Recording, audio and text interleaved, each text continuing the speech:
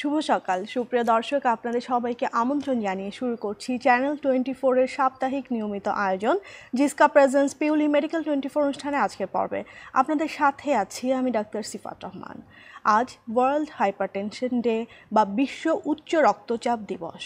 বিশ্বজুড়ে এই দিবসটিকে উদযাপন করা হয় সাধারণ মানুষকে সচেতন করবার উদ্দেশ্যে, এবং বাংলাদেশেও এই দিবসটি উদযাপন করা হয় যথাযথ মর্যাদার সাথে। এই বছর বিশ্ব উচ্চ রক্তচাপ দিবসের প্রতিপাদ্য হচ্ছে measure your blood pressure accurately, control it and live longer. অর্থাৎ বলা হচ্ছে যে আপনার রক্তচাপ সঠিকভাবে আপনি মেজার করুন, আপনি রক্তচাপ নিয়ন্ত্রণ করুন এবং দীর্ঘ জীবন পান। এই প্রতিপাদ্য নিয়েই এই বছর উদযাপিত হবে বিশ্ব উচ্চ রক্তচাপ দিবস। প্রিয় দর্শক, বুঝতেই পারছেন আজকের পর্বে আমরা উচ্চ রক্তচাপ নিয়ে কথা বলবো, আর আমাদের সাথে আজকে স্টুডিওতে উপস্থিত আছেন আমাদের দেশের অত্যন্ত খ্যাতনামা একজন চিকিৎসক। আমাদের আজকের অতিথি অধ্যাপক ডাক্তার আব্দুল ওয়াদুদ চৌধুরী, বিভাগীয় প্রধান কার্ডিওলজি বিভাগ, ঢাকা মেডিকেল কলেজ ও হাসপাতাল, চেয়ারম্যান আইপিডিআই ফাউন্ডেশন। স্যার, আপনাকে আমন্ত্রণ জানাচ্ছি আমাদের আয়োজনে। ধন্যবাদ তোমাকে।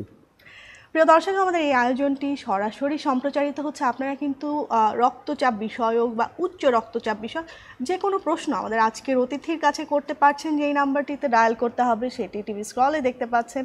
এছাড়া আমরা ফেসবুকে লাইভে আছি, সেখানেও আমাদের সাথে যুক্ত হতে পারছেন।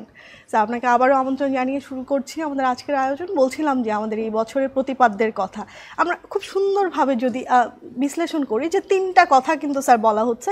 প্রথমে বলা হচ্ছে যে measure your blood pressure accurately, then বলা হচ্ছে যে কন্ট্রোল ইট এবং লিভ লঙ্গার। মানে আমরা কিন্তু এই তিনটা লাইনের মধ্যেই আসলে পুরো মেসেজটা কিন্তু স্যার পেয়ে যাচ্ছি। তা আপনার কাছে আমি একটু জানতে চাইছি সেই বিষয়ে। আসলে পাচ্ছি না। কেন পাচ্ছি না, এই কথাগুলো কেন আসলো সেই প্রেক্ষাপটটা না জানলে বুঝবো না। সেটাই আপনার কাছে স্যার আজকে আমি জানবো, সেটাই জানবো স্যার। এই যে measure your blood pressure accurately বলা হচ্ছে, ছোট্ট একটা গল্প বলি। সকালে সিসিউতে রাউন্ড দিচ্ছি, তা আমার ডাক্তার বলছে, স্যার এই রুগীটাকে আয়নোট্রপ শুরু করি। আয়নোট্রপ মানে হলো যে ব্লাড প্রেশার বাড়ানোর জন্য ওষুধ। কেন? রুগীর স্যার প্রেশার 70/40। আমি বললাম, দেখো রুগী তো বসে নাস্তা খাচ্ছে, তুমি আমার রুম থেকে ওই মার্কারি ব্লাড প্রেশার মেশিন যেটা আছে ওটা নিয়ে আসো।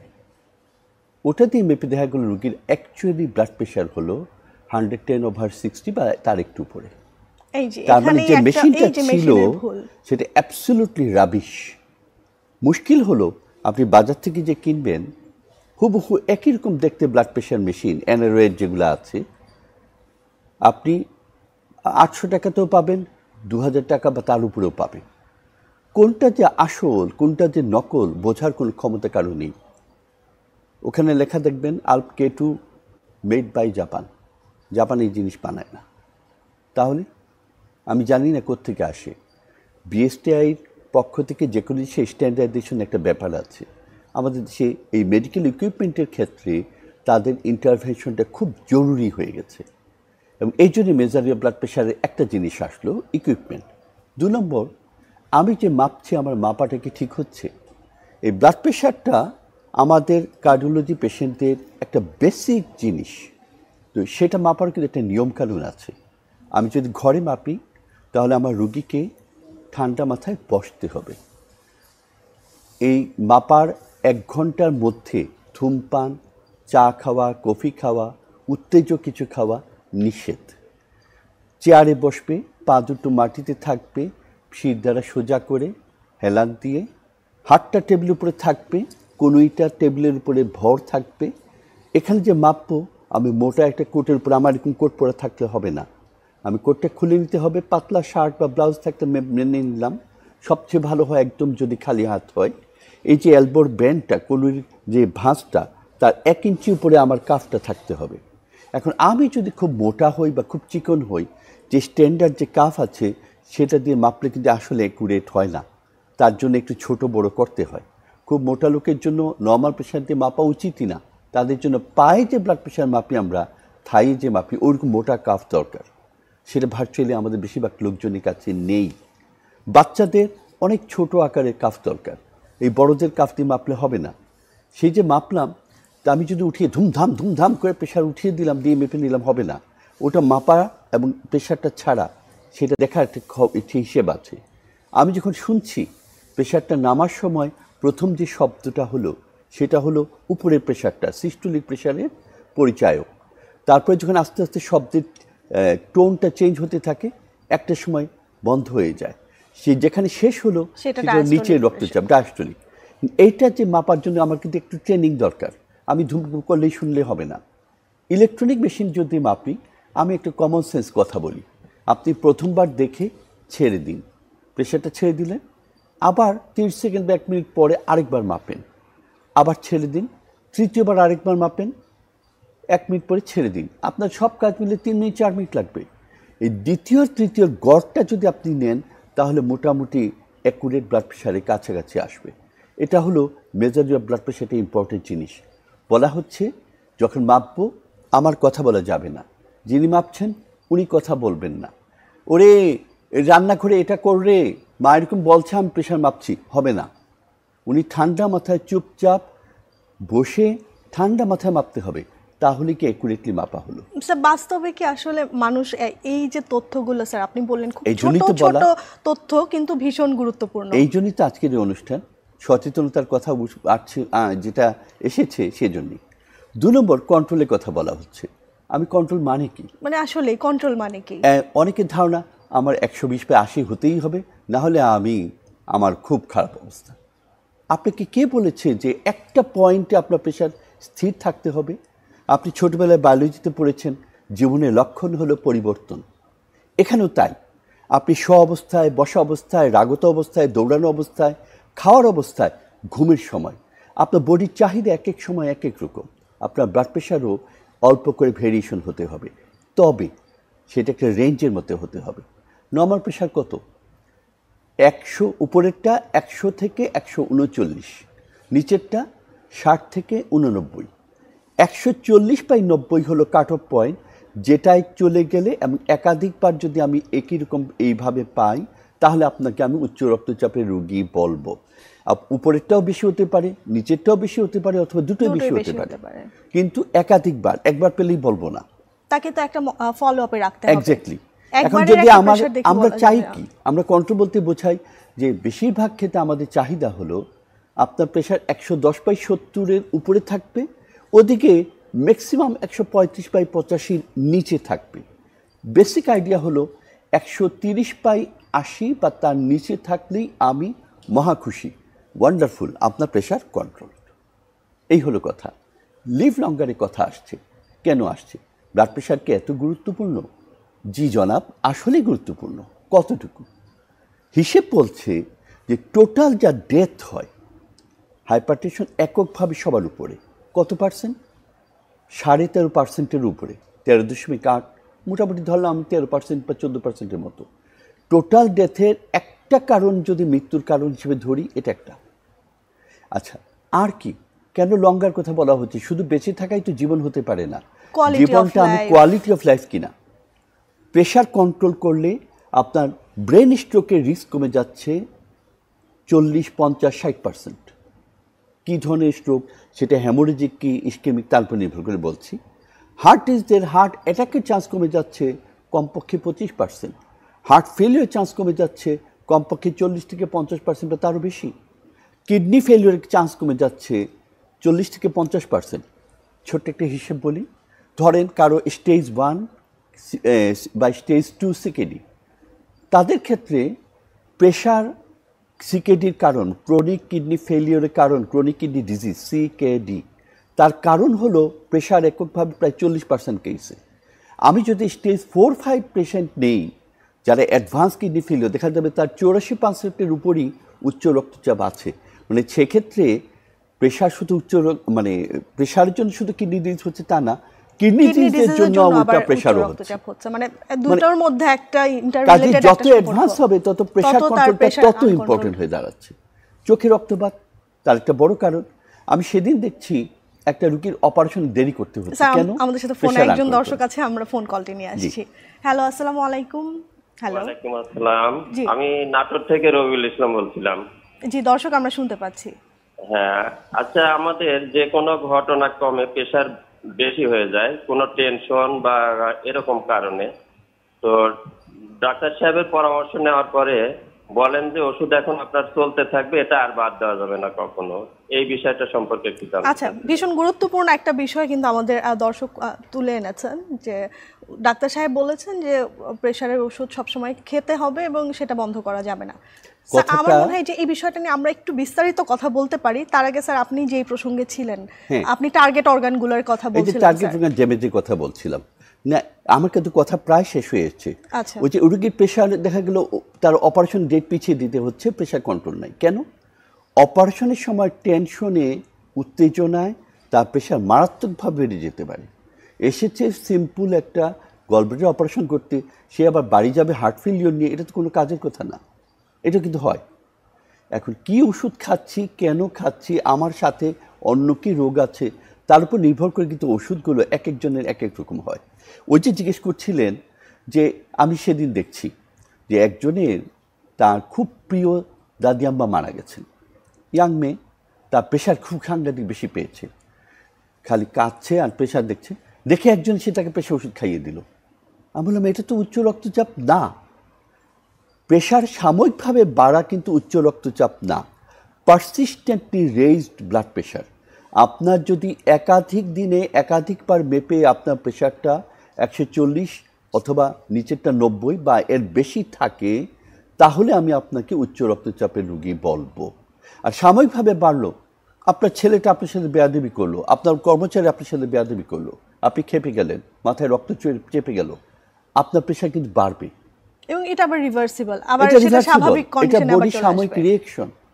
এটার জন্য কিন্তু আমাকে উচ্চ রক্তচাপের ওষুধ খেতে হবে না। আরেকটা যেটা বলছিলেন যে আমি কি সবসময় খেয়ে যাব, খাবেন, কিন্তু আপনার টার্গেটটা অনুযায়ী আপনার প্রেশারের ওষুধ কিন্তু কম বেশি হবে। কেউ একটু শুরু করলো, তার প্রেশার ছিল 160, নিচেরটা 110, তাকে 3টে ওষুধ দিয়ে কন্ট্রোল করা হলো। কিছুদিন পরে দেখা গেলো মাথা ঘুরছে, দেখা গেল তার প্রেশার এখন 100/60। আমার তো এত কম দরকার নেই, স্বাভাবিকের চেয়ে কমে আসতে স্বাভাবিকের একদম লোয়ার মার্জিনে চলে গেছে। আমি ওকে তো 130/80 বা তার নিচে থাকলেই খুশি, 110/70-এর উপরে থাকা চাই, তাহলে আরাম পাবে। সেক্ষেত্রে তার ওষুধের ডোজ কমিয়ে দিব।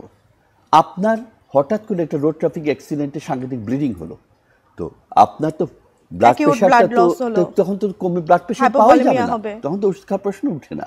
আপনার ডায়রিয়া হলো, ডিসেন্ট্রি হলো, সাংঘাতিক বমি হলো, খুব জ্বর হলো, ঘাম দিয়ে জ্বর ছেড়ে যাচ্ছে, আপনার কিন্তু প্রেশার তখন অনেক কমে যাবে।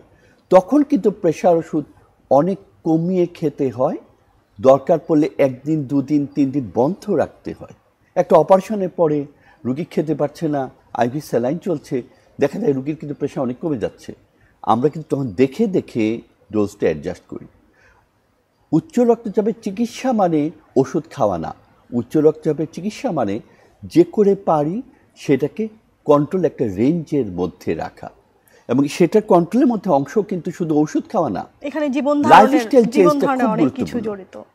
আমি আপনাকে বলছি লবণটা পাতে খেও না, বা খাবারে লবণ দেওয়া খাবারগুলো কম খাও। এই যে চিপস খাচ্ছি, চানাচুর খাচ্ছি, পিজা খাচ্ছি, Added sugar বা বা added যে, আপনি salt বাইরের সেটা যে কোনো আসছে। জিনিস খান, দেখবেন তার মধ্যে লবণ অনেক বেশি। আপনার ঘরে তৈরি খাবারের লবণ অনেক কম, বাইরের সিঙ্গারা সমোচা আপনার ঘরে সিঙ্গারা সমোচা অনেক বেশ কম, ওখানে লবণ কিন্তু অনেক বেশি। প্রিজারভেটিভ হিসাবে লবণের কোনো তুলনা নেই।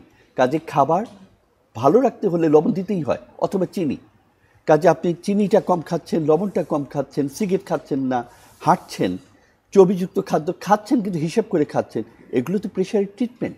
এই যে মডিফায়েবল যে রিস্ক ফ্যাক্টর গুলো, সেগুলোকে Exactly. কিন্তু আমরা কন্ট্রোল করছি। আপনি স্যার, ঘুমাচ্ছেন না একটু ঠিক লবণ মতো, খাওয়া নিয়ে স্যার একটু বেড়ে কথা যায়। বলি, কারণ আমার মনে হয় যে লবণ খাওয়ার বিষয়টা নিয়ে সাধারণ মানুষের মনে অনেক ধরনের ভুল ধারণা আছে।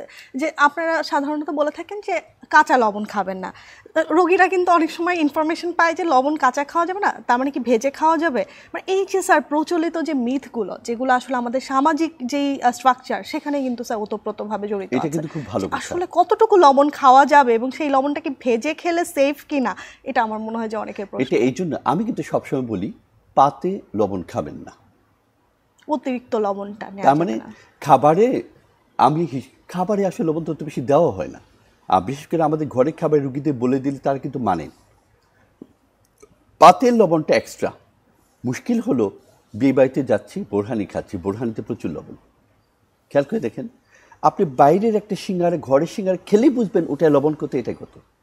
এই বাইরের খাবার খাওয়া, প্রসেস ফুড মাত্রই লবণ বেশি, কাজে ওই জিনিসগুলো আমাকে হিসেব করতে হবে। ভাজার সাথে কোনো সম্পর্ক নেই, লবণকে কাটেন ভাজেন যা ইচ্ছা করেন ওটা লবণই থাকে এবং ভাজলে সেটার আরো কনসেন্ট্রেশনটা বলা হচ্ছে যে 5 গ্রাম একজন স্বাভাবিক পূর্ণবয়স্ক মানুষের নিচে হওয়া উচিত। আমাদের দেশে কিন্তু একটা বড় প্রবলেম, একটা জিনিস খেয়াল রাখতে হবে, যে খুব পরিশ্রমের কাজ করে খুব বেশি ঘামে তার কিন্তু লবণ অনেক বেশি বেরিয়ে যাচ্ছে। তাকে যদি আমি বেশি রেস্ট্রিকশন করতে চাই উল্টো লবণের ঘাটতি হয়ে যাবে। কিছু ওষুধ আছে আপনার শরীর থেকে লবণ বের করে দেয়, ডায়াবেটিক্স, সেগুলো যারা বেশি খাচ্ছে তারা আবার দেখা যায় যে বেশি রেস্ট্রিকশন করতে গেলে উল্টো ক্ষতি হয়। সব কিছুর মধ্যে আসলে ব্যালেন্সটা ইম্পর্টেন্ট। লাইফ কমপ্লিট মানে খুব আরামের জন্য করতে হলে খুব বেশিও চাই না, খুব কমও চাই না, মধ্যবর্তী একটা রেঞ্জ সবচেয়ে আরামদায়ক। এবং সেটা ব্যক্তি বিশেষের রোগ কী আছে কি না আছে তার উপর নির্ভর করে সেটা ঠিক করতে হবে। কিছু কিডনি ডিজিজ আছে তাদের লবণ বেরিয়ে যায়, তাদেরকে উল্টো লবণ খাওয়াতে হয়, কাজে সবার জন্য এক কথা নয়। মানে এই যে একটা পার্সোনালাইজড কেয়ার, যে প্রতিটা ইন্ডিভিজুয়াল যেই পেশেন্ট তার অবস্থা, তার যে ব্যাকগ্রাউন্ড, তার সোশিও ইকোনমিক যেই অবস্থা সব কিছু বিবেচনা করে আপনারা ট্রিটমেন্ট প্ল্যানটা করে থাকেন। অ্যাকচুয়ালি তাই। যেমন একটা ইয়াং অ্যাডাল্ট সে যখন করতে যাবে, তার উচ্চ রক্তচাপ পেলাম ধরুন 32 বছর একটা ইয়াং এক্সিকিউটিভ, তার জন্য এমন ওষুধ দিতে হবে যেন সেই ওষুধের কারণে তার জন্য সেক্সুয়াল ডিসফাংশন না হয়, খুব ইম্পর্টেন্ট। একজন এল্ডারলি পেশেন্ট, তার প্রেশার ধরেন 80 বছর বয়স, তার প্রেশার কিন্তু আমি 140/90 কাছে রাখলেই মহা খুশি, আমি 130/80 চাই। আমি এই বিষয় নিয়ে আপনার সাথে আবারও ফিরে আসবো, একটি ফোন কল নিব, তারপর আমরা একটি বিরতিতে যাব। ঠিক আছে। হ্যালো দর্শক, আপনার নাম বলে প্রশ্নটি করুন। আসসালামু আলাইকুম। ওয়ালাইকুম আসসালাম। আমার নাম শিলা বেগম, আমি রাজশাহী থেকে বলছি। জি, আমরা শুনতে পাচ্ছি। আমার বয়স হচ্ছে 35 বছর। জি দর্শক, আপনার প্রশ্নটি করে ফেলুন। আমার প্রশ্ন হচ্ছে, আমার ডায়াবেটিস আছে অনেক দিন, 14 বছর হয়ে গেল। এখন হচ্ছে আমার মধ্যরাত্রে হঠাৎ গা ঘেমে যায় আর শরীর অনেক দুর্বল লাগে, তখন কিছু খাওয়ার পরে শরীরটা ঠিক আসে। আপনার কিন্তু একটা উচ্চ রক্তচাপের প্রশ্ন হলো না, এটা হলো ডায়াবেটিসের প্রশ্ন।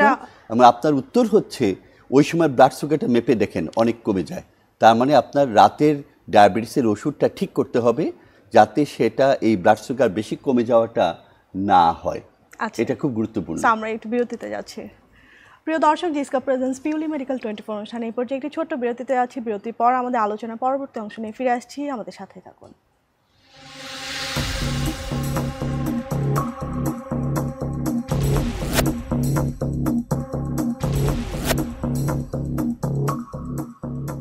প্রিয় দর্শক, বিরতি শেষে আবার আমন্ত্রণ জানাচ্ছি চ্যানেল 24 এর সাপ্তাহিক নিয়মিত আয়োজন জিসকা প্রেজেন্স পিউলি মেডিকেল 24 অনুষ্ঠানে।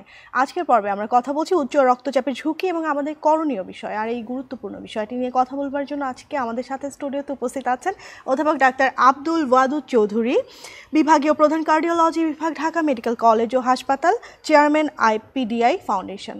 প্রিয় দর্শক, আমাদেরকে সরাসরি ফোন করতে চাইলে টিভি স্ক্রলে যে নাম্বারটি দেখতে পাচ্ছেন সেই নাম্বারটিতে ডায়াল করতে হবে। এছাড়া আমরা ফেসবুকে লাইভে আছি, সেখানে আমাদের সাথে যুক্ত হতে পারেন।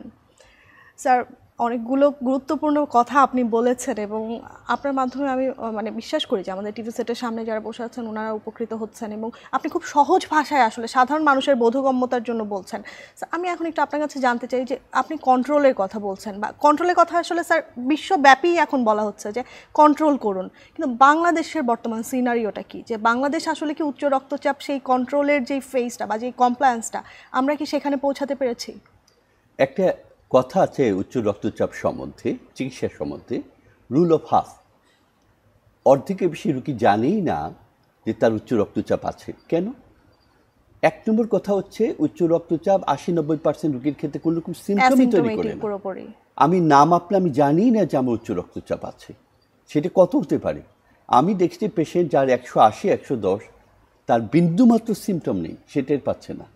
মাপার পরে চোখ কপালে উঠে গেছে সবার, এটা কি ঠিক দেখছি, যন্ত্র ঠিক আছে? তার মানে আপনার 30-এর পরে অন্তত 2 বছর হলে একবার করে প্রেশার মাপেন, 40 পেরোলে প্রতি বছর একবার করে প্রেশার মাপুন, দেখেন যে আপনি আসলে উচ্চ রক্তচাপের রোগী কি না। 2 নম্বর, এই যে বলা হচ্ছে কমপ্লেক্সের ব্যাপারটা, বাংলাদেশের স্ট্যাটিস্টিক্সে বলা হচ্ছে অর্ধেক তো জানেই না। যারা জানে তাদের খবর কি? অর্ধেকের মতো রুগী ট্রিটমেন্ট করে। যারা ট্রিটমেন্ট করে তার অর্ধেকের মতো রুগীর আসলে কন্ট্রোল থাকে, তার মানে 130/80 বা তার নিচে থাকে। বাংলাদেশের স্ট্যাটিস্টিক্স কি বলছে? ওই হিসাবে আসে টোটাল পেশেন্টের 12.5%। বাংলাদেশের স্ট্যাটিস্টিক্স বলছে ঘটনা সত্যি। 2018 বোধহয় সার্ভে, তাতে পাওয়া গেলে অ্যারাউন্ড 14.5%-এর কাছাকাছি রুগীর উচ্চ রক্তচাপের রুগীর প্রেশার আসলে ভালো করে কন্ট্রোল। খুবই সাংঘাতিক ব্যাপার। বলা হচ্ছে অ্যাভারেজ কন্ট্রোল মোটামুটি যেখানে উন্নত দেশগুলোতেও 25 থেকে 50%, সেখানে আমাদের অর্ধেকের কম। তার মানে এই জায়গায় আমরা অনেক পিছিয়ে আছি। কেন খায় না? একটা হচ্ছে যেহেতু সিমটম নেই, ভাবে দূর শুধু শুধু প্রত্যেক দিন একটা ওষুধ খাওয়া, কেন খাবো? দ্বিতীয় যে এটা খাওয়াটা গুরুত্বটা কি? আজকে তো আমি কিডনির রুগী না, আজকে তো আমি হার্ট অ্যাটাকের রুগী না, বা স্ট্রোকের রুগী না, প্যারালাইসিস নাই, কিডনির কোনো প্রবলেম নেই। এটা যে 5 বছর পরে হবে সেটা নিয়ে মাথা ঘামাচ্ছি না। এটা হলো ওই যে আমি যে বলি যে আপনার ওই যে প্রভিডেন্ট ফান্ডে টাকাটা কেটে রাখে না সরকার, তো এটা কেমন কথা? নতুন চাকরিতে ঢুকেছি, বেতন পাচ্ছি, সেখান থেকে আবার কেটে নিচ্ছে। আমার দরকারটা কি? প্রভিডেন্ট ফান্ড তো আপনি পাবেন 30-35 বছর পরে, তখন কিন্তু খুব ভালো লাগবে সরকার বাহাদুর এটা কেটে ভালোই করেছেন, অনেকগুলো টাকা একসাথে পেলাম, কাজে লাগছে। উচ্চ রক্তচাপের রুগী এরকম তাই, এটা ইনভেস্টমেন্ট, রিটার্ন লং টার্মে। আপনি ট্রিটমেন্ট করলে পরে আপনার ডেথ রেট কমে আসবে, kidney disease, heart failure, stroke, heart attack, আপনাকে পেরিফেরাল আর্টারিয়াল ডিজিজ, যে হাত পায়ের আর্টারিগুলো শুকিয়ে গিয়ে গ্যাংগ্রিন হওয়া, সবগুলো রিস্ক কমে আসবে। আজকে হবে না, আপনি লং টার্ম চিন্তা করবেন। এই যে প্রতিদিন আমরা নামাজ পড়ছি, একটা নিয়ম ইসলামী অনুশাসন মেনে চলছি, আমি কি দেখছি না কি এখন আল্লাহ তাআলাকে দেখতে পাচ্ছি? অনুশাসন তো মেনে চলছি। লং টার্মে ভবিষ্যতের আশায় এখানেও তাই, চিকিৎসা করাটার উদ্দেশ্য তাই যাতে আমি লং টার্ম ভালো থাকতে পারি। আরেকটা কথা হলো কি, অনেকে বলে যে আমি রুগী হয়ে গেলাম। ভাই, এই মানসিকতা ঠিক না। আমি একটা খুব এক্সাম্পল দিই, এটা মাঝে মাঝে বলি। আমি দুনিয়ার সবচেয়ে বড় রোগ কি জানো? ক্ষুধা। এই কথা কেমন? ক্ষুধা পেলে আমাদের কষ্ট হয় না? ক্ষুধা যদি আমি নিবৃত্ত না করে খেয়ে তাহলে আমার ক্ষতি হয় না? হয়। তার মানে বাই ডেফিনেশন ক্ষুধা পেলে আমার জন্য একটা রোগ। কি শিক্ষা পাচ্ছি তাহলে? আল্লাহ তাআলা শিক্ষা দিচ্ছেন হ্যাঁ, যে রোগ হওয়াটা ন্যাচারাল, এটা আনন্যাচারাল জিনিস না। অনেকগুলো রোগের ট্রিটমেন্টে কিওর হবে না, নিবৃত্ত করা যাবে। ক্ষুধা নিবৃত্ত হয়, মৃত্যু পর্যন্ত কিন্তু আমার ক্ষুধা লাগবে, আমাকে খেতেই হবে। তার মানে রোগী হওয়া মনের ব্যাপার। ওষুধ খাওয়া রোগ হওয়া এক জিনিস নয়, রোগী হওয়া এক জিনিস নয়। আমি ওষুধ খেয়ে ভালো আছি, এটা হলো ইম্পর্টেন্ট জিনিস। এটা মনে রাখলে পরে কমপ্লায়েন্স বাড়বে। আরেকটা কি, ফাইন্যান্সিয়াল ইস্যু। একটা রিক্সাওয়ালাকে আমি যে ওষুধ দিব, একজন ধনকুবেরকে সে ওষুধ দেওয়ার প্রয়োজন নেই। তাকে টপ অফ দ্য শেলফ সবচেয়ে দামি ওষুধ আমি দিতে পারি। একে দিতে হবে এমন ওষুধ সে চট করে ফার্মেসিতে, কাছের ফার্মেসিতে পায় এবং ইজিলি খেতে পারে, তার সাইড এফেক্টটা কম হয়। আরেকটা বড় জিনিস, ওষুধের সাইড এফেক্ট অনুযায়ী তোমার জন্য ওষুধটা খাপ খেলো কিনা। যার কিছু ওষুধে আছে, যেমন এইস ইনহিবিটরগুলো বলি আমরা, তাতে কাশি হয়। কত পার্সেন্টের? 15, 20, 25%। যাদের কাশি হয় মারাত্মক অবস্থা, তাদের জন্য এই ওষুধ প্রযোজ্য না, যদিও এটা কিন্তু 1 নম্বর ওষুধ। কারো আছে কিছু ওষুধে পায়ে পানি আসে, ওটা কিন্তু জাস্ট ওখানে ভেসেলগুলো লিক করে, ওটা কিন্তু কিডনি বা হার্টের প্রবলেম করে না, কিন্তু তার জন্য তাহলে ওটা প্রযোজ্য না, তার জন্য ওষুধ বদলে দিতে হবে। অ্যাজমা রোগীদের বিটা ব্লকার গ্রুপের, নতুন বিটা ব্লকার গ্রুপের ওষুধগুলো দেওয়া যাবে না।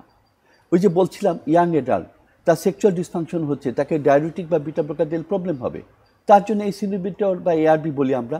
বিভিন্ন গ্রুপের ওষুধ আছে, চমৎকার সব ওষুধ আছে। লং টার্মে আপনার হার্ট, ব্রেন, কিডনিকে রক্ষা করবে এমন ওষুধ আছে। এখানে স্যার আপনি ইকোনমিক একটা কথা স্যার বলছিলেন, সরকারি ব্যবস্থাপনায় কিন্তু এনসিডি কর্নারের মাধ্যমে উচ্চ রক্তচাপ এবং ডায়াবেটিসের ওষুধ কিন্তু বিনামূল্যে স্যার দেওয়া হয়। মানে যারা উপজেলা লেভেলে আছে তারা কিন্তু বিনামূল্যে ওষুধ পাচ্ছে। এটা কিন্তু সাংঘাতিক একটা বড় ব্যাপার গভর্নমেন্ট করেছে। এটা একটা দারুণ একটা ইনিশিয়েটিভ, যে নন কমিউনিকেবল ডিজিজকে কন্ট্রোল করার জন্য। স্যার আমরা একটু বিরতিতে যাব, বিরতির পর আবার ফিরে আসছি। প্রিয় দর্শক, জিসকা প্রেজেন্স পিউলি মেডিকেল 24 অনুষ্ঠানে এই পর্যায়ে একটি ছোট্ট বিরতিতে যাচ্ছি, বিরতির পর ফিরে আসছি, আমাদের সাথেই থাকুন।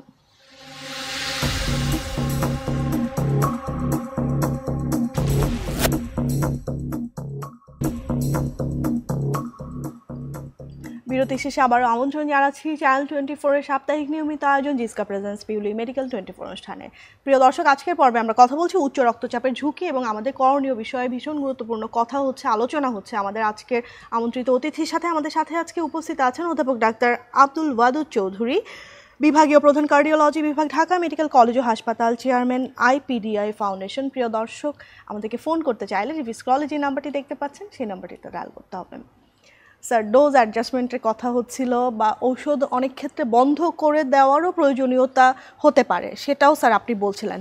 তো এই সিদ্ধান্তটা স্যার কে নেবে? পেশেন্ট নেবে নাকি তার ফিজিশিয়ান নেবে?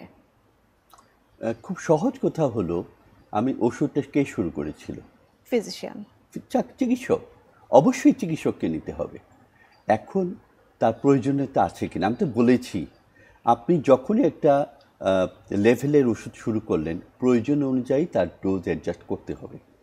ধরা যাক একটা, অনেক সময় আমি দেখি ওই যে বলছিলেন ইয়াং এক্সিকিউটিভের কথা, ইয়াং হাইপারটেনসিভ, সে ওষুধ শুরু করলো। আমি তাকে বললাম, তুমি কি চাও ওষুধ ছাড়া তোমার কন্ট্রোল করতে?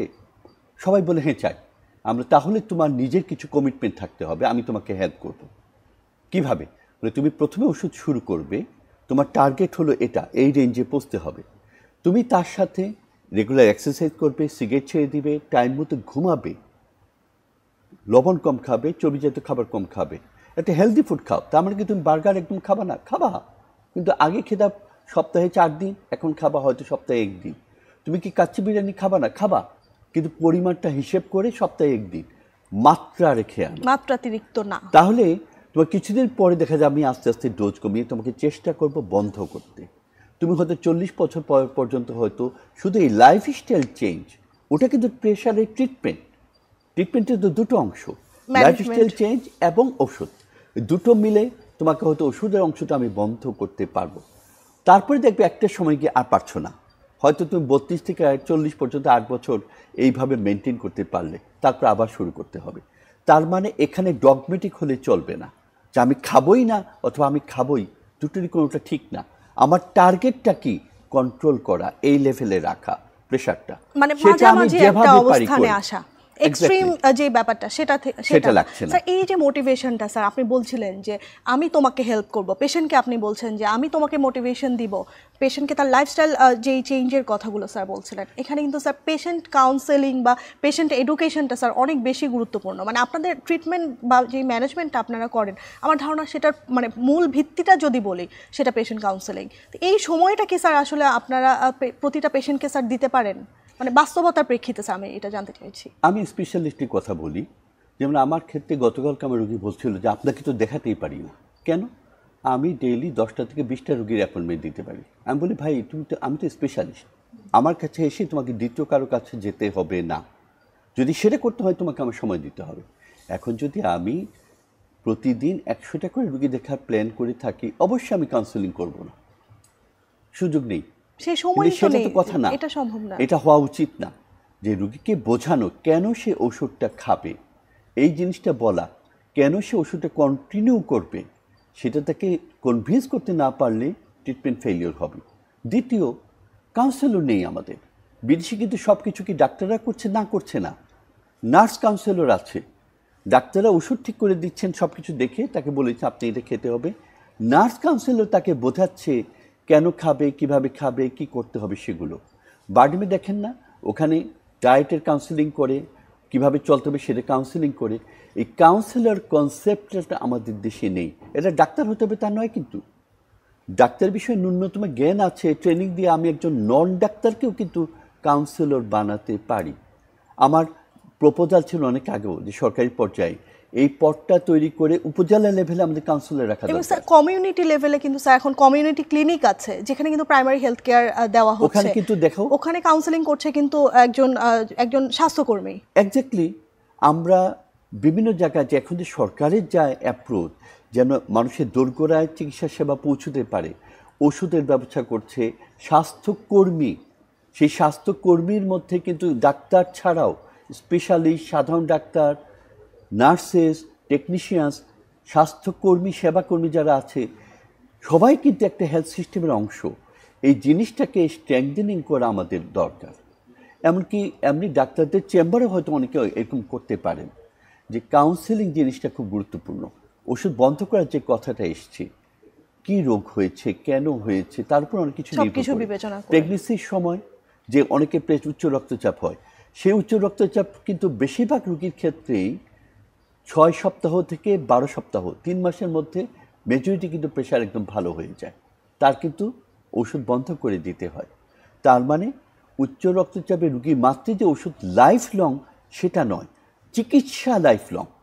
ওষুধ খাওয়াটা প্রয়োজন অনুযায়ী চলবে, টেম্পোরারি বন্ধ হতে পারে, আবারও চলবে, ডোজ কমতে পারে, কারো কারো ক্ষেত্রে প্রয়োজন নাও হতে পারে, কিন্তু ওই যে লাইফস্টাইল চেঞ্জটা সেটা একটা কন্টিনিউয়াস একটা প্রসেস এবং লাইফ লং একটা প্রসেস। এক্স্যাক্টলি। এই যে প্রেগন্যান্সি ইনডিউস হাইপারটেনশন, যাদের গর্ভাবস্থায় উচ্চ রক্তচাপ হলো, আমি বললাম ভালো হয়ে গেল, এরা কিন্তু পরবর্তীতে উচ্চ রক্তচাপের ক্রনিক উচ্চ রক্তচাপ রোগী হওয়ার সম্ভাবনা আরো বেশি, চান্সটা বেড়ে যায়। তার কিন্তু অন্ততপক্ষে বছরে একবার প্রেশার দেখাটা উচিত। স্যার আমি আরেকটা বিষয় খুব প্রাসঙ্গিকভাবে জানতে চাই, এই যে স্যার আপনি বলছেন যে আপনার কাছে হয়তো 100টা রোগী দিনে আসছে, তো আসলে উচ্চ রক্তচাপের সব রোগী কি স্যার আপনাদের কাছে মানে বিশেষজ্ঞের দোরগোড়া পর্যন্ত আসার কি প্রয়োজন আছে, নাকি তাদেরকে স্যার প্রাইমারি ম্যানেজমেন্টই করা সম্ভব? একজন জিপি প্র্যাকটিস যিনি করেন তার পক্ষেই সম্ভব? সারা দুনিয়াতে আমাদের হাতে সময় স্যার, আমাদের দেশেও তাই হচ্ছে, জিপিরাই তো মেইনলি এটা কন্ট্রোল করছে।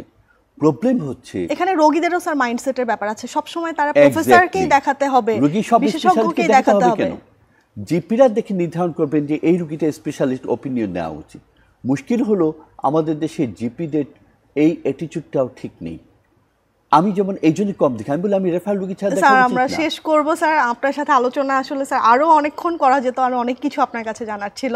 স্যার অসংখ্য ধন্যবাদ। ধন্যবাদ তোমাকে। প্রিয় দর্শক, জিসকা প্রেজেন্স পিউলি মেডিকেল 24 অনুষ্ঠানে আজকের পর্বে আমরা কথা বলছিলাম উচ্চ রক্তচাপ বিষয়ে। আমাদের আজকের অতিথি অনেকগুলো গুরুত্বপূর্ণ পরামর্শ দিয়েছেন। আশা করছি টিভি সেটের সামনে যারা বসে আছেন উপকৃত হয়েছেন। দেখা হবে সামনের পর্বে।